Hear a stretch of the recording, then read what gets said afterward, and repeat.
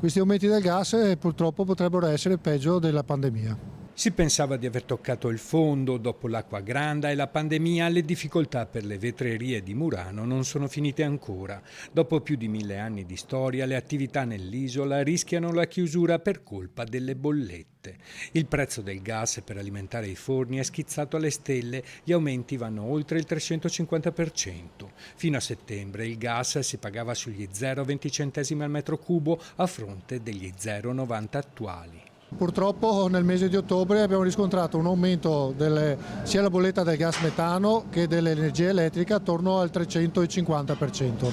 Tanto per dare l'esempio, il valore in assoluto, mentre noi pagavamo attorno per il metano 40-42 mila euro al mese di ottobre siamo andati a pagarne 170 mila. Cristiano Ferro è titolare dell'azienda del vetro F3 con 35 dipendenti, la più grande dopo le storiche Venini, Toso e Barovière e l'unica che produce le murrine in bacchette, simbolo culturale ed artistico in tutto il mondo. Sconsolato ci apre le porte della sua impresa. Con questi prezzi tenere al massimo regime l'azienda è impossibile. Da lunedì prossimo 20 dipendenti su un totale di 33 dovranno andare in cassa integrazione. Quindi si è deciso di fare, probabilmente si spera, il male minore, quindi consumare meno, aspettare che passi, sperando che passi questa situazione che tutti dicono sia temporanea, però è da capire cosa vuol dire temporanea, però questo fa sì che non produrre significa mettere le persone in cassa integrazione. Sarà veramente dura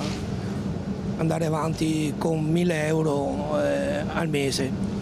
Abbiamo famiglie, c'è chi ha mutui, chi ha affitti, bollette da pagare e sarà un Natale veramente triste. Sono 60 le vetrerie con forno nell'isola, ma a prendere la batosta è anche l'intera filiera, centinaia i posti di lavoro a rischio. In Veneto, nell'industria del vetro, girano 263 imprese per un fatturato annuo di 165 milioni di euro.